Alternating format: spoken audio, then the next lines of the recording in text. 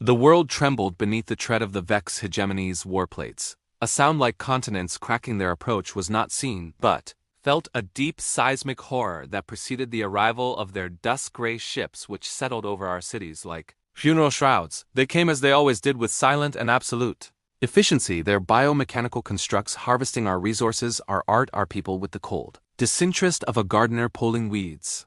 We were the Sarathi, a people of crystal cities and song-woven history. We fought with light and resonance, our weapons designed to disable, to harmonize, to heal, turned against a foe that had no frequency to match, no biology to soothe. Our greatest symphonies shattered against their silent hulls, our most luminous bursts did not even scorch their impassive carapaces. They were the end of stories, and they folded our chapter into their archive with barely a glance. It was on the third day, as the spire of our first song toppled into dust, that the sky tore open a second time. A rip of violent blue, a cacophony of screams that were mechanical and organic, fused, a punctuation mark of raw force slashed across the twilight. It was not a Vex ship. It was angular and brutal, a thing of welded plates and exposed conduits trailing fire and atmosphere like blood. It did not glide, it fell, a controlled crash that gouged a furrow a mile long through the sacred salt-flat gardens, coming to rest, steaming and groaning. In the shadow of the Vex harvest ship, we watched from the shattered crystal observatories. We assumed it was another predator. The Vex thought so too, a single warplate detaching from the harvest ship, its limbs unfolding like the tools of a surgeon ready to dissect this new specimen. Then the humans emerged. They came from rents in their own ship's hull. They were wrapped in stained fabric and hardened plates, their faceplates opaque. They moved with a staggering urgency, a wounded violence. They did not scan the heavens, they did not pause to assess. They saw the Vex warplate advancing, and they reacted. There was no parley. They screamed, their voices were raw over their comes, a sound of pure, unfiltered fury. One of them, a figure with a cracked faceplate revealing a grimace of teeth, pointed a block of metal at the warplate. It vomited thunder and light, a percussive blast that knocked the human backward into the salt. The warplate staggered, a crater glowing. In its chest, the Vex halted, its smooth process interrupted. For a moment it simply stood. That moment was all the humans needed. They erupted. From their wreck, a storm of individual wrath. One human dragged a heavier weapon, its barrel glowing a sullen red. He planted his feet, and a line of incandescent plasma melted through a leg joint with a shower of molten metal. Another human swarmed up the Vex's other leg, using a crude blade to sever sensory clusters. The Vex warplate crashed to the salt. The humans did not stop their assault.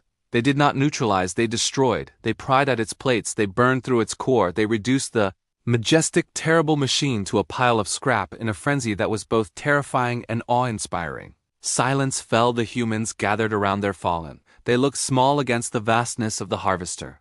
Then the harvester responded with a beam of silent gray light, a disintegration field that swept towards the human wreckage. It was an erasure. The humans did not flee, they coordinated. A single word was barked. Two of them raised arm-mounted devices that flared with a desperate blue energy, a negation field that pushed against the gray light. Straining, screaming with the effort, the other humans worked at a panel on their crashed ship. With a final heave, one plunged a power cell into a port. From the ship's shattered prow, a lance of pure kinetic force shot not at the harvester, but at the ground beneath it. The salt plain, for a kilometer, acted like a fluid. A shockwave of solidified air rippled upward in a precise, devastating plume. It struck the underside of the harvester. The Vex ship shuddered. A sound escaped it, a deep discordant groan of stressed metal and failing gravity drives. It listed, its gray light flickering out. The humans were already moving. Their leader, the one with the cracked faceplate, reached our broken gate. She hauled her faceplate off her face, young, but her eyes ancient. She pointed at the crippled Vex harvester, then at her own people, then at our city. She made a sweeping motion of containment, then a fist of defiance. We understood the Vex were not gone, they were wounded. What followed was a symphony of chaos conducted by the humans. They did not hold lines, they ambushed, they sabotaged. They lured Vex constructs into crystal canyons and brought the cliffs down upon them. They poisoned the resource pools with volatile chemicals. They fought with a terrifying intimacy, a human dropping onto a drone's back, blinding it, driving a blade into its logic core. They taught us their warfare was not about harmony, it was about disruption. They showed us how to turn our harmonic projectors into sonic lances that could shatter Vex crystal circuitry, how to weave our song wires into trip lines that could sever tendons. They did not give us their weapons, they showed us how to make our own deadly, and they bled so much. A human would sacrifice themselves to place a thermal charge. Another would drag a wounded comrade through a hail of disintegration, beams their suit melting, never letting go.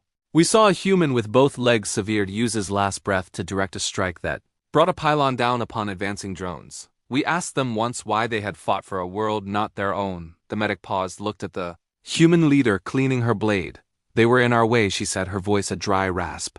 Our ship was dying, we were crashing. We saw them, their big gray ship over your city. We've seen their work before. They locusts, they strip worlds, leave nothing but silence.